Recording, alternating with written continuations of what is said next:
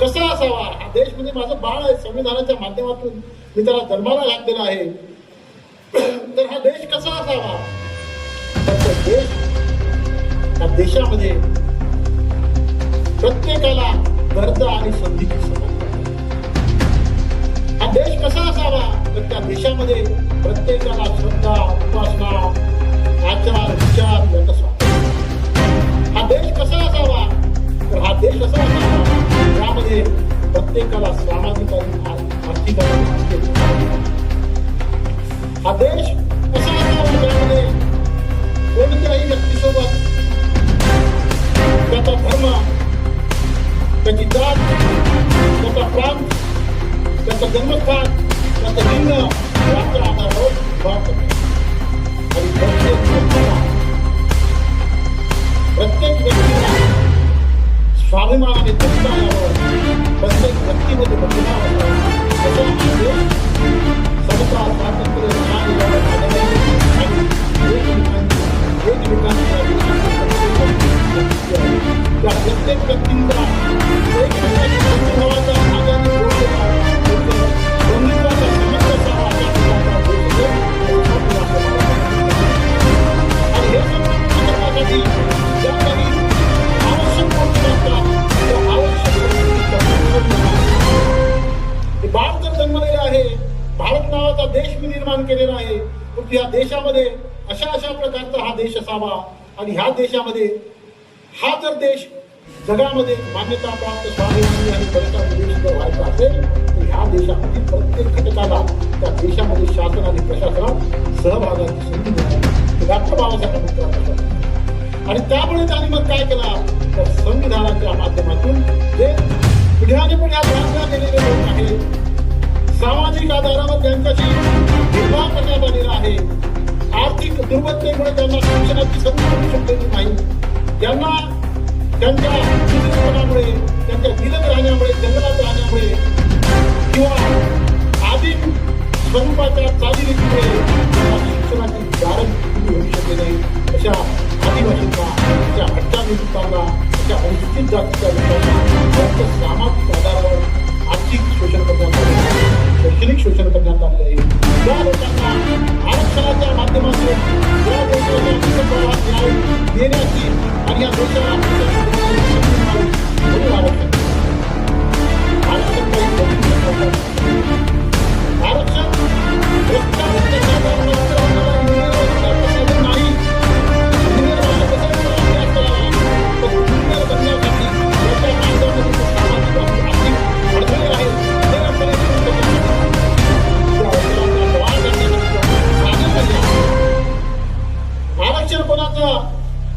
कुणाला नोकरी मिळावी आणि नोकरीतून त्यांनी प्रचंड भ्रष्टाचार करावा आणि त्या भ्रष्टाचारातून इमले उभारावेत याच्यासाठी आरक्षण नाही. आरक्षण हे देशाच्या शासन आणि प्रशासनात त्याला सहभागाची संधी मिळावी म्हणून आरक्षणाची तरतूद आहे. आणि ही तरतूद डॉक्टर बाबासाहेब आंबेडकरांच्या आधी 1902 साली राजर्षी छत्रपती शाहू महाराजांनी त्यांच्या संस्थानामध्ये, त्यांच्या राज्यामध्ये त्यांनी काय केलं, तर शेणवी, प्रभू, ब्राह्मण आणि जैन या लोकांना बाकी सर्व लोकांना आपल्या संस्थानामध्ये 50% आरक्षण या जातींना होतं. तर आरक्षण गरिबीवर आधारित असतात सदन असलेल्या मराठ्यांना आरक्षण जर गरिबी हटावचा कार्यक्रम असता तर त्या काळामध्ये सदन शाहूराजांचं आरक्षण आरक्षण हा शासन आणि प्रशासनाची सहभागाचा विषय होता. म्हणून शाह महाराजांनी ब्राह्मण शेतकरी जे प्रगत होते त्यांच्या शिक्षणामध्ये सहभाग होता, त्यांचा आर्थिक शिक्षणामध्ये सहभाग होता.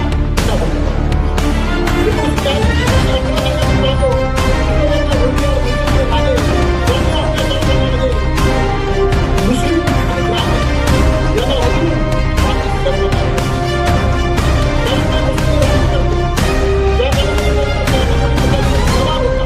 सुशिक्षित होते, शिकलेले होते, ब्राह्मण शिकलेले होते, परंतु ह्या दोन जाती वगळता त्यांच्या राज्यातील अनेक जाती ज्या होत्या त्या जाती शिकलेल्या नव्हत्या, त्यांचं शासन आणि प्रशासनात प्रतिनिधित्व नव्हता. आणि त्यामुळे कृष्णराजा वडियार यांनी 1918 साली त्यांच्या संस्थानामध्ये आणि हे आरक्षण लागू केल्यामुळे संतापलेल्या कृष्ण मोक्षकुंडम विश्वेश्वरय्या प्रधान होते, त्यांच्या नावाने दिवस साजरा केला जातो. मोक्षकुंडम विश्वेश्वरय्यांनी त्यांच्या संस्थानाचा म्हणजे ही जी पोटदुखी आहे आरक्षण देण्याची ती आतापासूनची नाही. तेव्हा शाहू महाराजांनी आरक्षण दिलं. ते राव बहादूर जवान सबलीस त्या सबलीसाठी आरक्षण संस्थानाची गुणवत्ता दाखले आणि राजकारणासाठी पत्रात दिले होता की या संस्थानाची गुणवत्ता आहे. रानडे सबली जेवढं चांगलं काम करू शकता तेवढं चांगलं काम कोणत्या म्हणजे ही जी पोटदुखी आहे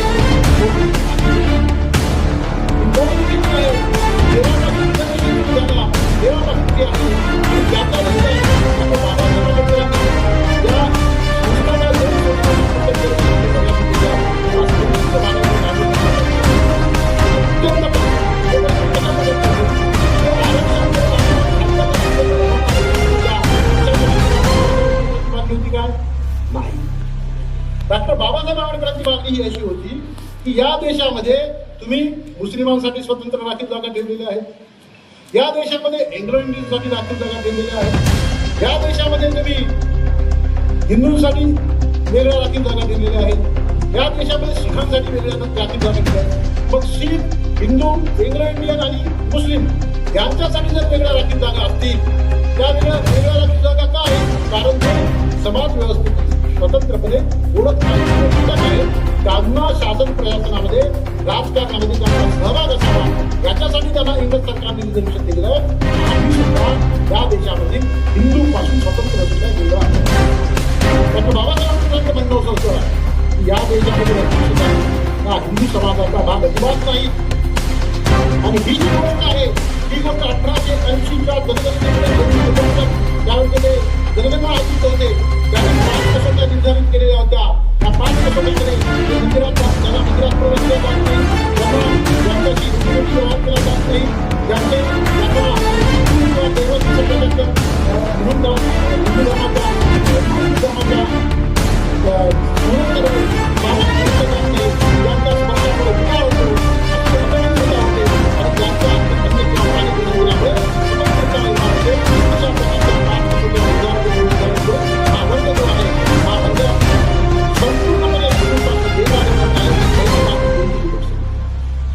त्यानंतर आपण पुढे जर गेला तर 1880 ते 1921 या काळामध्ये ज्या जनगणना झाल्या त्या जनगणनेमध्ये अस्पृश्यांना एक वेगळा गट म्हणून निर्माण केला, वेगळा गट म्हणून समजण्यात आलेला होता.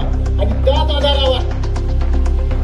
आधारावर डॉक्टर बाबासाहेब आंबेडकरांनी 1919 साली भारतामध्ये जे शिष्टमंडळ आला, भारतामध्ये शिष्टमंडळ आल्यानंतर त्या शिष्टमंडळामध्ये जी मागणी केली डॉक्टर बाबासाहेब आंबेडकरांनी, त्या मागणीमध्ये पहिली मागणी होती अस्पृश्य हे हिंदूंपासून पूर्णपणे वेगळे आहेत, ते हिंदू आणि ख्रिश्चन याच्याप्रमाणे वेगळा समूह आहे.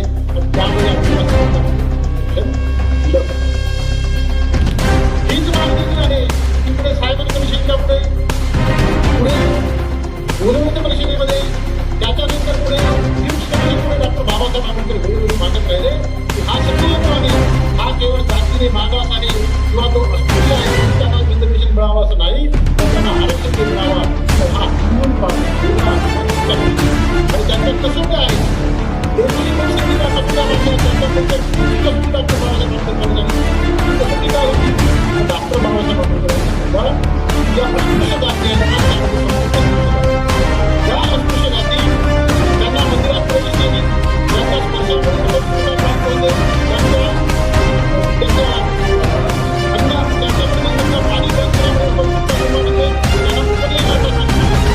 अधिकार नाही. याबरोबरच संपूर्ण भारतातील अस्पृश्य जाती ज्या आहेत त्या अस्पृश्य जाती गोमांस भक्षण करतात. हिंदूंसाठी गाय ही पवित्र आहे, गोवंश हा पवित्र आहे. कोणताही हिंदू गोमांस भक्षण करत नाही भारतामध्ये कुठेही.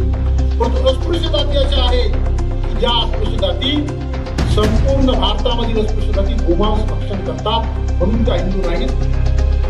हे डॉक्टर बाबासाहेब आंबेडकरांचं प्रतिपादन होतं आणि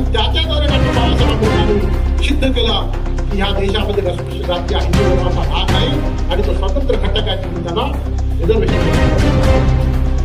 आणि ह्या मागणीला जो विरोध आहे, ह्या मागणीला विरोध जो आहे तो विरोध केला काँग्रेसच्या नेत्यांनी महात्मा गांधींचा सतत हाती करून त्यांचं म्हणणं होतं, आत्ताच्या उपमुख्यमंत्र्यांचा आधार कोण याचे मी मला सांगतो की त्यांचं म्हणणं होतं की आम्हाला हिंदू धर्मात राहूनच आम्हाला सुधारणा करायची आहे आणि ही सुधारणा करण्यासाठी हिंदूच्या अंतर्गत आम्हाला देण्यात यावे. तत्कालीन नेत्या डॉक्टर बाबा आणि महात्मा गांधी यांच्या नेतृत्वात जनसेवक संघाची स्थापना करण्यात आणि हरिजन सेवक संघाच्या माध्यमातून हरिजन सेवक संघाला मदत करणारे पुण्याचे किंवा मांडवचे त्यानंतर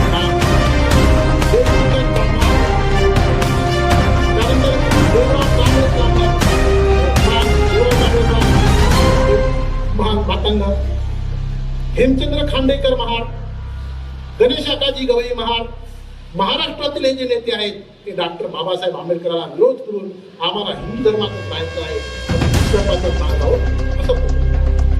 दुसरीकडे ही डॉक्टर बाबासाहेब आंबेडकरांनी हा अस्पृश्य नावाचा वर्ग जो तयार केला, दलित नावाचा वर्ग, ज्याला 1936च्या शेड्यूल कास्ट ऑर्डर 1936च्या अंतर्गत मान्यता मिळाली की एकता फोडण्यासाठी एकीकडे क्लासेस मिशन अखिल भारतामध्ये दलित असोसिएशन जगजीवनरामच्या नेतृत्वाखाली, मंगुरामच्या नेतृत्वाखाली, मंगुरामच्या नेतृत्वाखाली पंजाबमध्ये भगवानजी, आरके वाल्मिकी अशा विविध प्रकारचे देशभरातील नेते आहेत. या देशभरातील नेत्यांना काँग्रेसने बळ देऊन मागत आहे त्या प्रकारचा संभ्रम निर्माण करणार आहे. आणि ह्या संभ्रमाच्या पोटी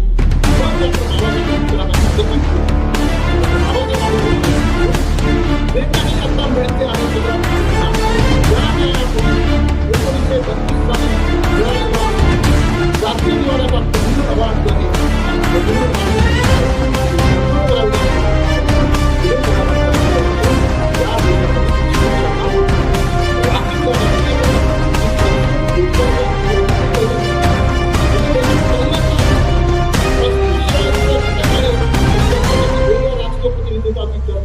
करावी लागणार आहे हे मान्य करण्यात आला. आणि तेव्हापासून आरक्षणाच्या संदर्भात विविध प्रकारचे संभ्रम निर्माण करण्याचे प्रयत्न जे आहेत ते देशपातळीवर झालेले आहेत. संविधान तयार झालेले आहे, त्याच्या इतरही संविधानाची अंमलबजावणी जेव्हा झाली त्यावेळी सुद्धा हे प्रयत्न झालेले आहेत. आणि अशा प्रकारे आरक्षण देशाला लागलेली काही काहीतरी मोठं संकट आहे, काहीतरी बाधा आहे, अशा प्रकारचा प्रयत्न उच्चवर्गीय जातीचे लोक ब्राह्मण बंधू मानवाडी या देशातील हा संभ्रम जो आहे हा संभ्रम जाणून आहे आणि हा संभ्रमापासून आता मी याच्याकडे येतो की आरक्षण फक्त भारतामध्ये येतो. आरक्षण अमेरिकेमध्ये न्यायमूर्तीच्या माध्यमातून नारायणांना प्रत्येक तुम्ही जर पाहिलं अमेरिकेमध्ये पण राहिले तर अमेरिकी सिनेमामध्ये एक कधी बघत नाही ज्याच्यामध्ये किंवा त्याचे 2-3 लोक तरी घेतले जातात. अमेरिकेत अशी एकही कंपनी नाही की त्या कंपनीमध्ये वेगळ्या प्रकारच्या अमेरिकेतील प्रत्येक विद्यार्थ्यामध्ये डायव्हर्सिटीच्या माध्यमातून कारांना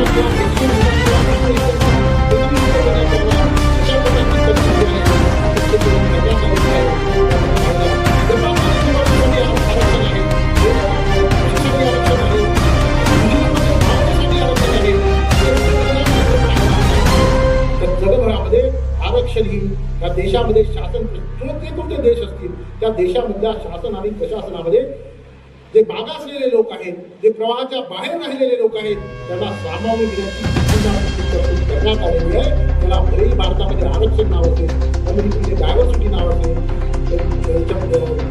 ऑस्ट्रेलियामध्ये अशा प्रकारचं नाव असेल, वेगवेगळ्या प्रकारची नावं असतील. कन्सेप्ट ही आहे की जे प्रवाहाच्या बाहेर फेकल्या गेलेले आहेत शासन आणि प्रशासनामध्ये सामावून घेतलं पाहिजे आणि त्याच्यासाठी जे दुर्बल घटक आहेत त्यांच्यासाठी विशेष तरतुदी केल्या पाहिजे. तरतुदी आहे तत्व जगन्मान्य झालेलं आहे. या तत्वाला सुरुंग लावण्यासाठी या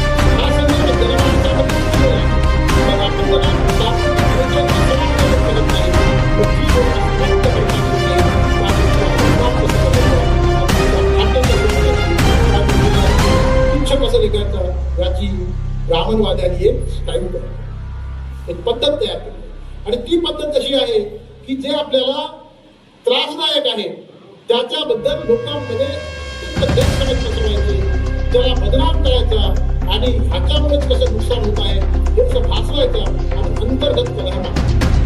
आज आपण आरक्षण उपयोगिता जे काही प्रकार पाहतोय हा आरक्षण नष्ट करता येत नसेल तर आरक्षण योग्य मार्गाने हा त्याचा मागचा आरक्षण उपवर्गीकरण करावं की पहिल्यांदा त्याला खूप म्हणून वापरतो पहिल्यांदा सामान्य ते मागासवर्ग आहे त्याला काहीतरी द्यावं बाबा पुढा गेला जास्त लाभ देतो आहे आणि त्याच्यापेक्षा मागास आहे त्याला लाभ मिळत नाही म्हणून उपवर्गीकरण आरक्षणाचं उपवर्गीकरण किंवा आरक्षणाचं विभाजन केलं पाहिजे ही कन्सेप्ट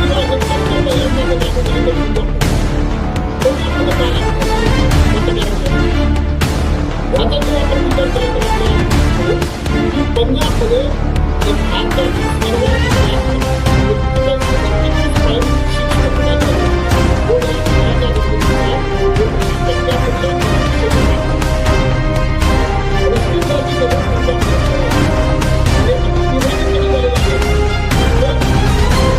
चार प्रमुख जाती आहेत.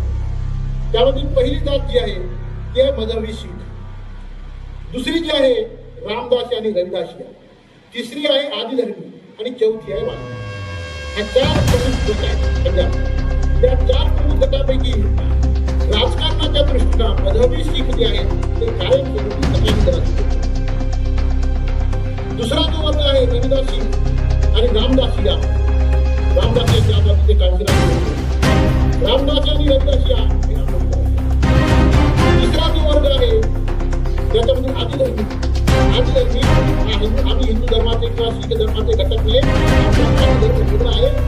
मंदिरांच्या नेतृत्वात आणि हे पारंपरिक दर्जा देत नाही. हे लोक वेगवेगळ्या व्यवसायामध्ये पारंपरिक व्यवसाय तर यामध्ये राजकीय विभाजन अशा प्रकारचे आहे की कार्यक्रमासोबत रविदासी आणि रामदासी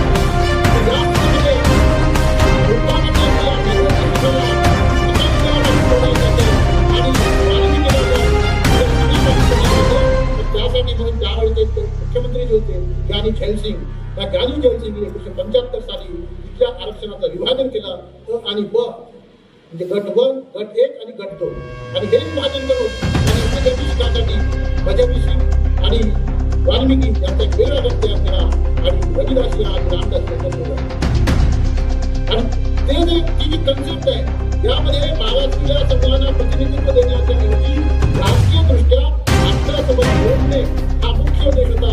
त्यामुळे आजही वाल्मिकी आहे पंजाबमधील, रविदासी आहे पंजाबमधील, रामदासी आहे ते काँग्रेससोबत त्याला 31% पेक्षा जास्त आजपर्यंत पंजाबचा एकही मुख्यमंत्री काँग्रेसच्या जमान्यात भाजपबद्दल प्रश्न घेत आहे काँग्रेसच्या जमान्यामध्ये मुख्यमंत्री बनू शकणार नाही. अलीकडच्या काळामध्ये कमीला अलीकडच्या काळामध्ये जेव्हा काँग्रेसवर पाणी त्यावेळी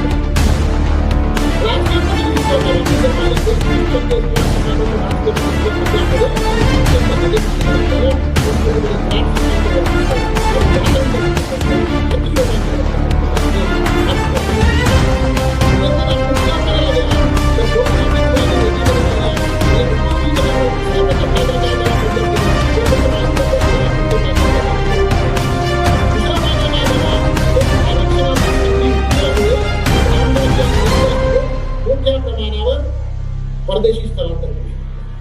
आज पंजाबच्या जीडीपी मध्ये 38% वाटा परदेशामध्ये मायग्रेट झालेल्या, परदेशामध्ये स्थलांतर केलेल्या रविदासी मोठमोठी घरं आणि मोठमोठ्या त्याला कारण उपयोगी गटाचा दुसरा इफेक्ट जर पाहिला आपण सरकारी म्हणतात उत्तर प्रदेशामध्ये सत्ता स्थापन कशी काय झाली तर उत्तर प्रदेशामध्ये चमार आणि जाटव हे चमार जात जी आहे त्या चमार जातीची लोकसंख्या जास्त.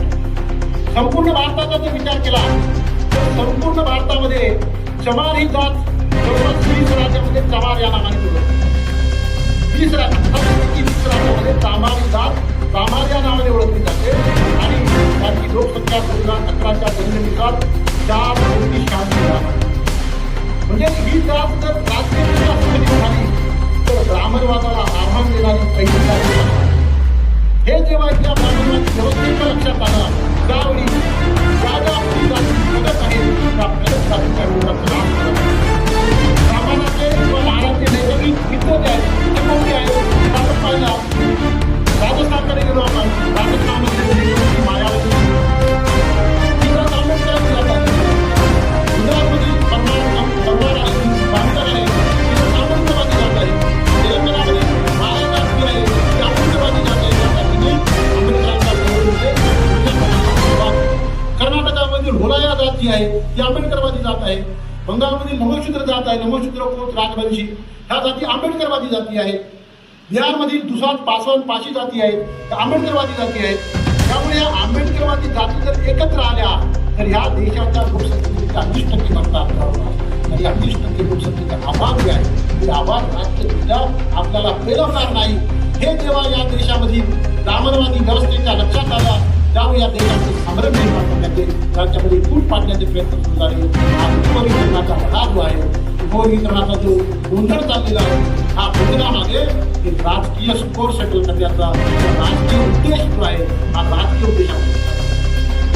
माझे केवळ राजकीय उद्देश आहे तेव्हा मानव समाजाला न्याय देणे हा त्याचा उद्देश किंवाच नाही. तर उदाहरण तुम्हाला मी सांगतो की महाराष्ट्रामध्ये विजयंती जाती विजयंतीमध्ये विमुक्त जाती जी आहे विमुक्त जाती 42 विजय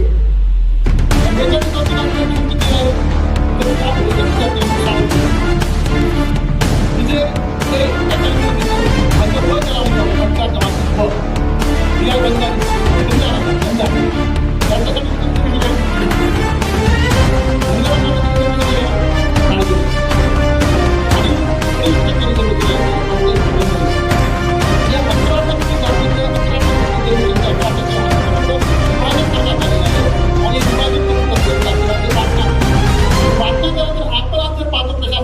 प्रशासनात काय स्थिती आहे. एखादा मर्डर किंवा एखादा कैकाडी किंवा एखादा डमरूवाला नंदीवाला आपल्याला कलेक्टर झालेला दिसतो का. एखादा कोल्हाटी एखादा तो म्हणतो आपण फुलमुळ्या जोशी प्रशासनामध्ये दिसतो का कुठल्या तरी ठिकाणी. मग यांच्यामध्ये इंटरचेंजेबल म्हणजे या जातीचा माणूस जर मिळाला नाही तर बाकीच्या 3 गटातील माणूस मिळतात. हा भाजप जागा आहे आपल्या विजय एच्या जागा आहेत विमुक्त जातीच्या जागा ज्या आहेत त्या बंजारी किंवा धनगरांनी याचा फायदा बंजारीला मिळाला नाही म्हणजे बंजारांना मिळालेला नाही. याचा फायदा धनगर आणि बंजारी या दोनच जाती आणि देश जे आहे म्हणजे उपविभाजन सुद्धा राज्यामध्ये शिक्षणाचं प्रमाण कमी झाले उपवर्गीकरणाचा फायदा झाला म्हणतो आपण विमुक्त जातीला तसाच महाराष्ट्रामध्ये आपण जर विचार केला उपवर्गीकरण झाला त्या उपवर्गीकरणाचा फायदा मिळेल तो आपल्याला व्यवस्था आणि त्याच्यामध्ये राजकीय आहे तर त्याच्यावरती जी वर्गीकरण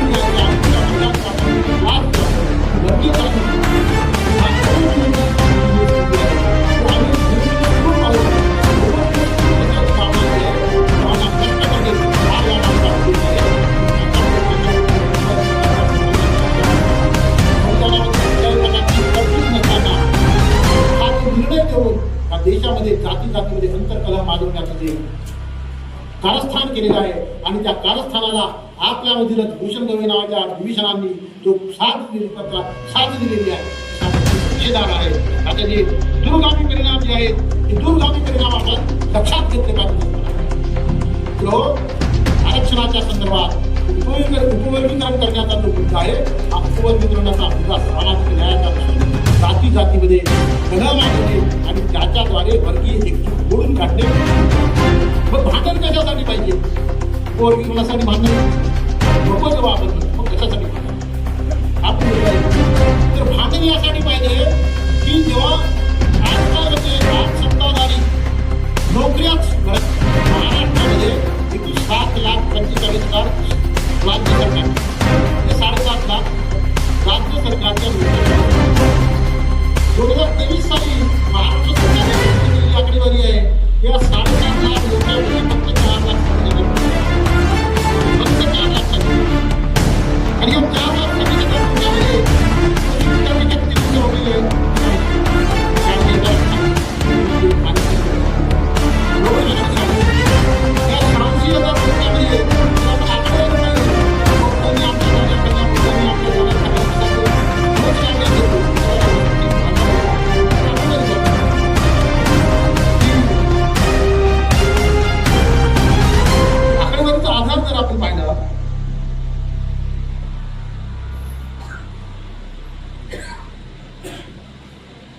ह्या संपूर्ण 7.5 लाख नोकऱ्यापैकी फक्त 4.5 लाख नोकऱ्या भरलेल्या आहेत. 4.5 लाख नोकऱ्यामध्ये अनुसूचित जातीच्या किती नोकऱ्या भरलेल्या आहेत? तर अनुसूचित जातीच्या एकूण नोकऱ्या ज्या भरलेल्या आहेत त्या आहेत फक्त 86,000. त्या 86,000 नोकऱ्यापैकी गट अ मध्ये किती आहेत? गट अ मध्ये जर आपण विचार केला तर बौद्धांना किती मिळालं? त्याला एकूण पर्सेंटेज जर पाहिला आपण 5.1 क्लास 1च्या नोकऱ्या क्लास 2च्या नोकऱ्यामध्ये मिळवलेल्या आहेत 2006च्या त्याचा पर्सेंटेज जर पाहिला आपण 5.7.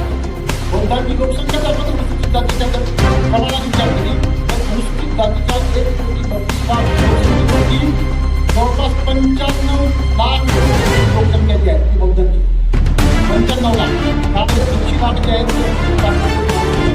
80 लाखापैकी 50 लाख 49 लाख 30 लाख जे आहे त्यांनी आपली केलेली आहे. 13 लाख लोक जे आहेत त्यांनी आपली 95 लाख लोक आहेत. 95 लाख मिळालेले आहेत. तर आपण पाहिलं रक्तामध्ये फक्त त्यांना मिळालेले आहे 1,000 गटमध्ये 2,604. गट क मध्ये 19,537 त्याच्या टक्केवारीमध्ये 5.7% आणि गट ड मध्ये 4,484 म्हणजे 7.4. असे एकूण मिळून किती बनले आहेत? 27,000. मिळायला किती पाहिजे होत्या? 62% विचार जर केला आपण तर 62% विचार केला तर बौद्धांना एकूण भरलेल्या 86,000 नोकऱ्यांपैकी 51,000 नोकऱ्या बौद्धांच्या वाटल्या आहेत. 51,000 आल्या किती आहेत? मग 28,000 जर वाटायला आलेला असतील तर आमचं बौद्धांचा आणि तुम्हाला ते सांगण्यात येतं की बौद्धांनी आमच्या नोकऱ्या खाल्ल्या. याच्यामध्ये किती संख्येत त्याला काही आकडेवारीचा आधार आहे का? त्याला काही सांगितलीचा आधार आहे का? कुठल्याही प्रकारचा आधार नसताना हा मग मागणी काय पाहिजे? या 7.5 लाख नोकऱ्या ज्या आहेत त्या 7.5 लाख नोकऱ्या भरा. त्याच्यामध्ये आज 50% नोकऱ्या ज्या आहेत त्या 50% नोकऱ्या तुम्ही रिकाम्या ठेवलेल्या आहेत. त्या रिकाम्या ठेवलेल्या नोकऱ्या ज्या आहेत त्या नोकऱ्या पाहिजे ही मागणी सरकारकडे पाहिजे. त्यांनी मागणीपासून संपूर्ण लोकांनी एकत्र येऊन त्या रिकाम्या जागा ज्या आहेत त्या अविशेषाच्या जागा आहेत त्या भरल्या पाहिजेत. याच्यासाठी हा संघर्ष या ठिकाणी दुसरीकडे पाहिला तर राज्य सरकारने महामंडळाची काय केली महाराष्ट्रामध्ये 110 महामंडळ या 110 महामंडळापैकी 19 महामंडळाची काम करत बंद आहे. 91 महामंडळामध्ये एकूण स्ट्रेंथ जी आमचं लोक कर्मचारी संख्या किती आहे? जवळपास 2.5 लाख. तुम्हाला एक एक्झॅक्ट आकडा पण आहे माझ्याकडे मी सांगतो 2.5 लाख आहे. या 2.5 लाखापैकी सगळ्यात जास्त नोकऱ्या कुठे आहेत? एसटी महामंडळात 58. त्याच्यानंतर मग सेकंड नंबरवर कोण आहे? महावितरण 36. त्याच्यानंतर मग तुमचे महाजन 24.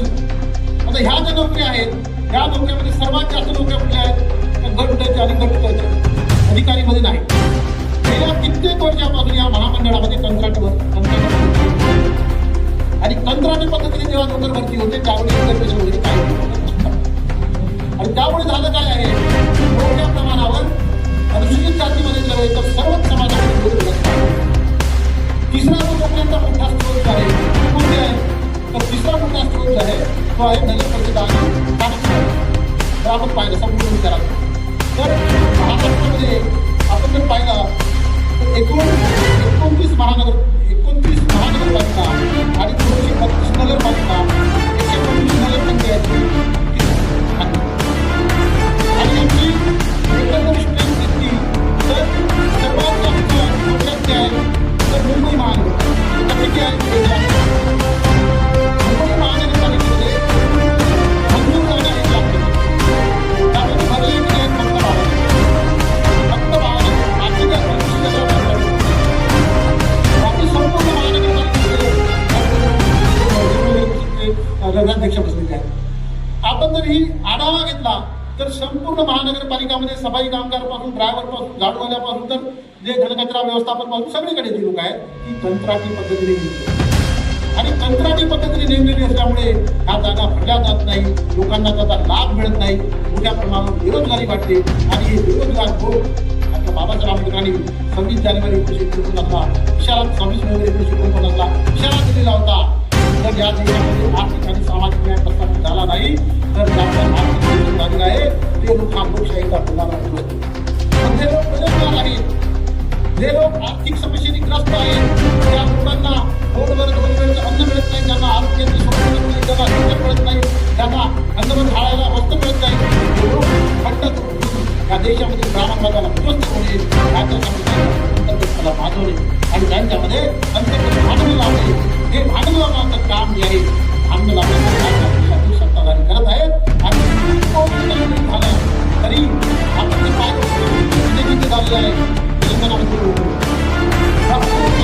फायदा जर आपण पाहिला तर सगळ्यात जास्त तेलंगणाच्या लोकसंख्येला 36%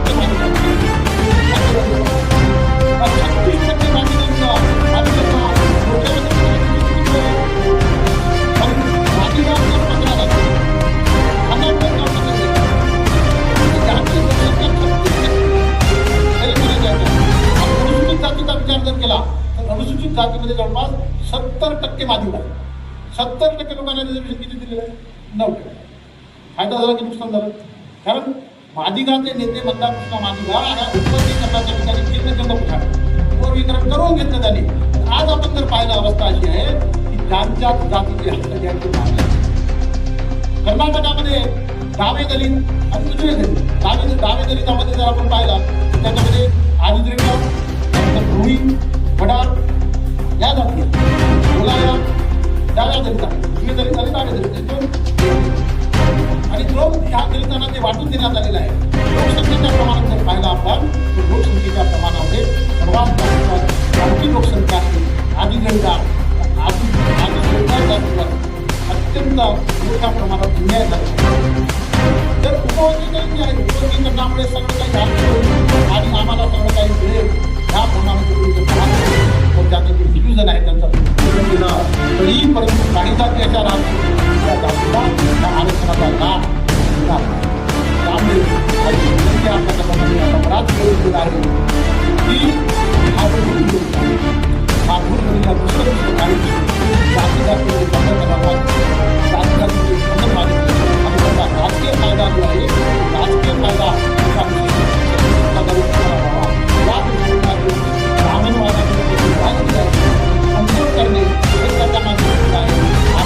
देशामध्ये ब्राह्मणवादाविरुद्ध लढाई करून त्या देशातील शासन आणि प्रशासनात आपल्याला सहभाग घडवायचा असेल तर आपली वर्गीय जाणीव, आपली एकजूट कधी भंग होऊ देता कामा नये आणि एकजूट हेच तुमचं सर्वात मोठं शस्त्र आहे, हेच तुम्हा आम्हाला सर्व शस्त्र आहे.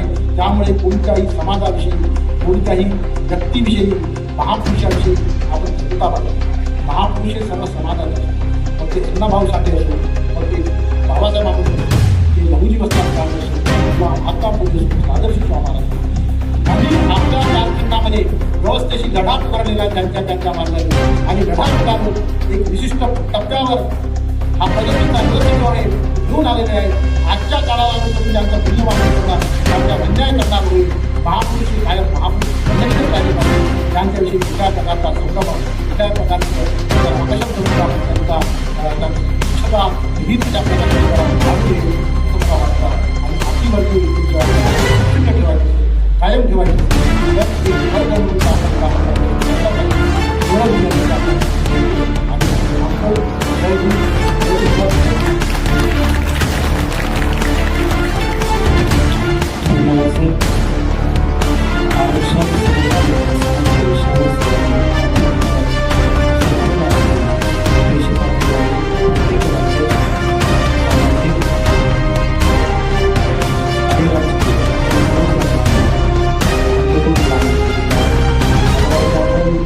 सभागृहामध्ये जी संख्या आहे आतापर्यंत बसला तर सरांचं हे मार्गदर्शन नक्कीच प्रभावी आणि आपल्याला पटलेलं आहे असा समज या ठिकाणी करायला हरकत नाही.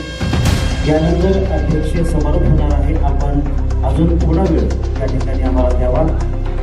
अध्यक्षीय समारोपापूर्वी याच कार्यक्रमाचे स्वागताध्यक्ष या ठिकाणी आलेले आहेत.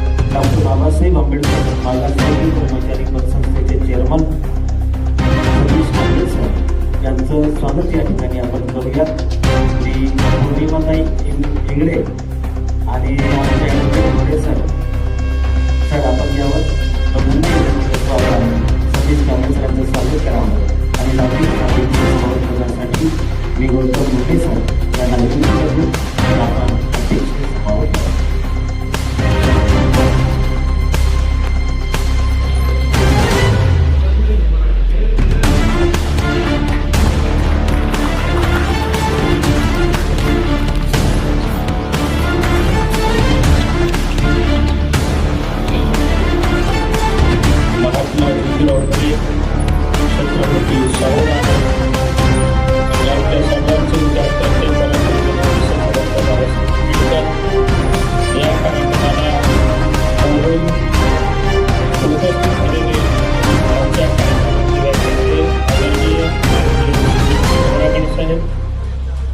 विचारवंत आणि समीक्षक आहेत.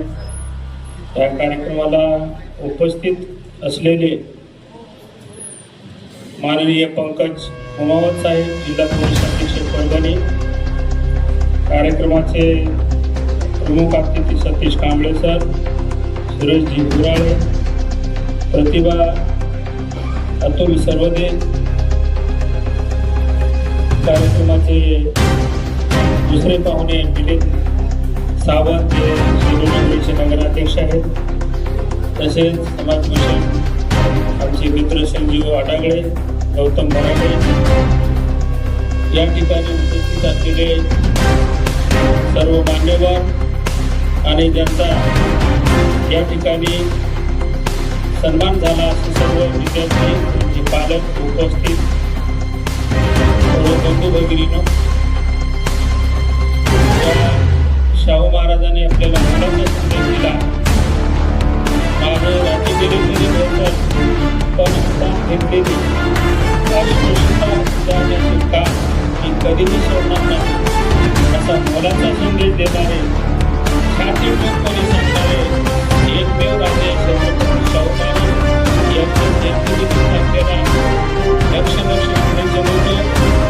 तसेच मिलिंद सावंत यांनी सांगितलं उत्पन्नाचं मूल्य साधन असताना किंवा आर्थिक कुवत तितकी चांगली नसताना सुद्धा संजय बगाटे हे आपल्याला दरवर्षी शाहू महाराजांचे जयंती असेल किंवा अनेक वेगवेगळे बाबासाहेबांचा विचार पुढे घेऊन जाणारे कार्यक्रम असतील ते देण्याची धडपड, त्यांचं योगदान अत्यंत मोलाचं आहे. संजयराव या ठिकाणी मला अत्यंत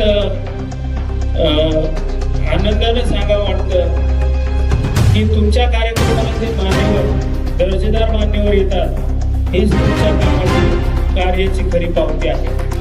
मला एसपी साहेबांनी सांगितलं की यहाँ पे बहुत लोग नहीं है, ये मुझे इससे मुझे लेना देना, परंतु इथं कार्यक्रमाची माणसं येणं महत्वाचं आहे. हा संदेश जाणं महत्वाचं आहे. बौद्ध समाजाची माणसं शाहू महाराजांची जयंती करतात, हा संदेश फार मोलाचा आहे.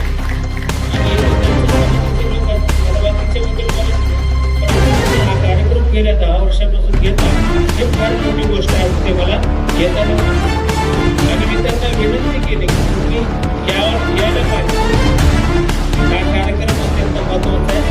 विद्यार्थ्यांच्या बंधूवर फळ आहे आणि त्यांनी त्यांची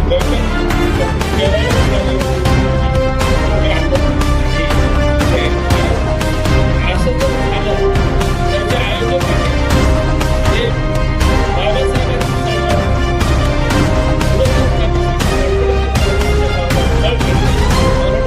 आम्ही सुद्धा मिलिंद सावंत त्यांचा म्हणजे कायमस्वरूपी हेच आहेत, प्रमुख पाहुणे आहेत. त्याच पद्धतीनं मी सुद्धा असतो. परंतु या ठिकाणी संजय बगाटे यांचं कार्य महानच आहे, त्याच्याबद्दल दुमत नाही, परंतु हा कार्यक्रम आपण घेऊ. महिलांच्या वतीनं संजयरावचा सत्कार होणार आहे. या ठिकाणी सरांनी अतिशय तपशीलवार आणि बोंबवून येऊन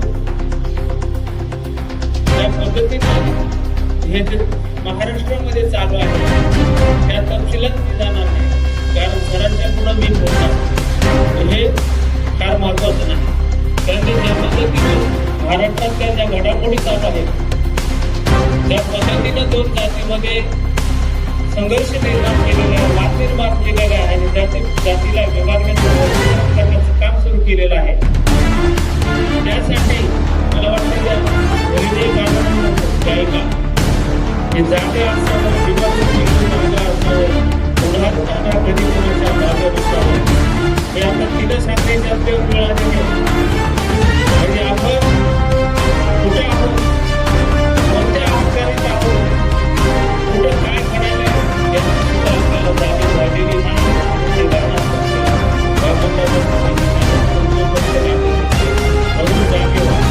सावध व्हा. मातक समाजात आणि आपल्यामध्ये जे वितुष्ट आणलेलं आहे, आपल्यामध्ये जे वाद निर्माण केलेला आहे, त्याच्या मागे जे षडयंत्र कार्य आहे, जी यंत्रणा कामाला लागलेली आहे, हे आपलं मोठेपण नाकारण्यासाठी, बाबासाहेबांचं अस्तित्व, बाबासाहेबांचं संविधान याचा मोडतोड करण्यासाठी कामाला लागलेले. म्हणून त्या गाण्याचा जो अर्थ आहे, त्याचा जो हेतू आहे, आपण लक्षात घेतला पाहिजे. असं नका आपल्याला सगळंच मिळाले आणि आपण सगळं काही उपभोगत आहोत या तुम्ही सावध होणं, हे सावध होणं गरजेचं आहे.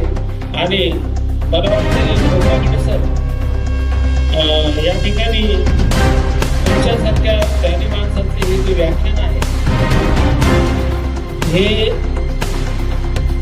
अनेक लोकांकडून गेलं पाहिजे. त्याच्यासाठी ते प्रशिक्षण वर्ग म्हणा किंवा चर्चासत्र झाले पाहिजे तुमच्यासाठी मार्गदर्शन. आणि ते आम्हाला सुद्धा कळत नाही उपवर्ग काय बाकीच्या काही विषय नाही. म्हणून आम्हाला सावध होण्यासाठी, जाणीव करण्यासाठी मार्गदर्शन करत आहे.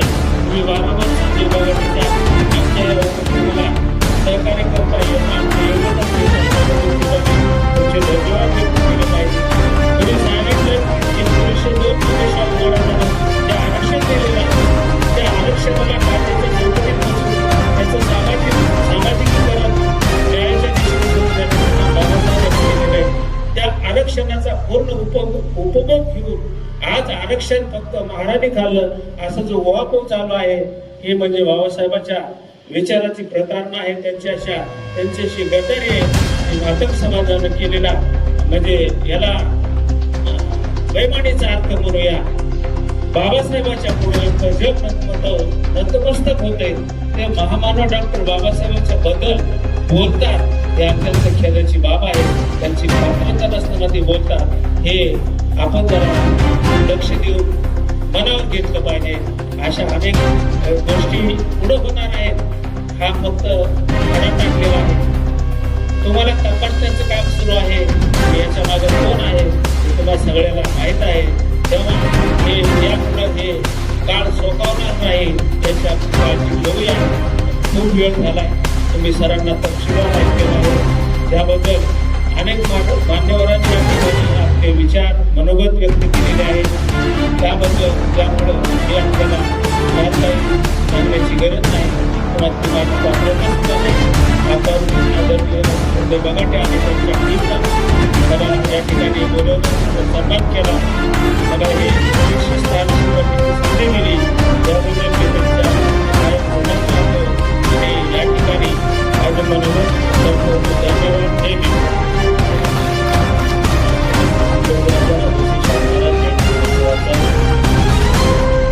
आभार व्यक्त करण्यासाठी मी आमचे निमंत्रक धम्ममैत्री समाज अभियानाचे मार्गदर्शक राजकुमार इंगळे सर यांना विनंती करतो की आपण आभार व्यक्त करावे.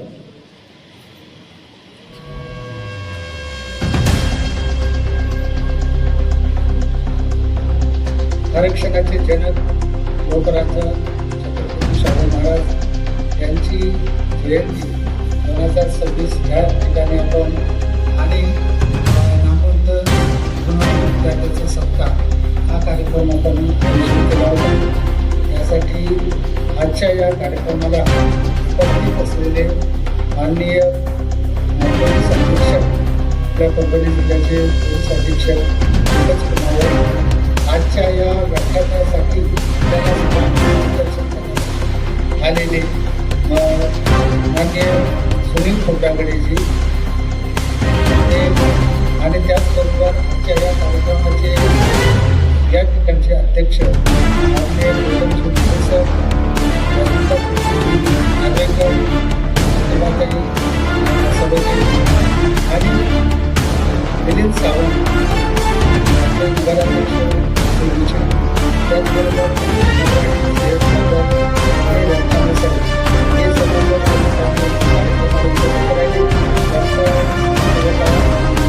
या ठिकाणी आभार व्यक्त करतो. त्याचबरोबर हा संपूर्ण कार्यक्रम संजय बगाटेजी यांचंही मी या ठिकाणी आभार व्यक्त करतो. आणि आपण सर्वांनी या ठिकाणी उपस्थित राहून या सर्व कार्यक्रमाची यथोचित अशी माहिती आणि जी काही जे काही मार्गदर्शन केलं ते आपण सर्वांनी ऐकलं. यासाठी आपण विविध कार्यालयाचं सुरुवात करतील आणि त्यांचे जे विचार आहेत ते आपण आत्मसात करावे. त्याचबरोबर या कार्यक्रमासाठी जे विद्यार्थी होते हे सर्व पालकासह आणि मुलांसह झाले त्यांचेही आभार व्यक्त करतो. त्याचबरोबर हा जो विचारमंच आहे हा जो त्या त्यांचं नगरपालिकेचं त्यांचं सुद्धा या ठिकाणी. आणि यानंतर हा आणि विशेष आणि या ठिकाणी हा कार्यक्रम संपला यासह जाहीर आणि आमची एक अशी इच्छा आहे की या कार्यक्रमाची जी दरवर्षी वेगवेगळ्या पद्धतीने आणि सुंदर असे संचलन करतात म्हणजे नियोजन करतात असे हे आमचे मित्र संजयजी बगाटे यांचं एक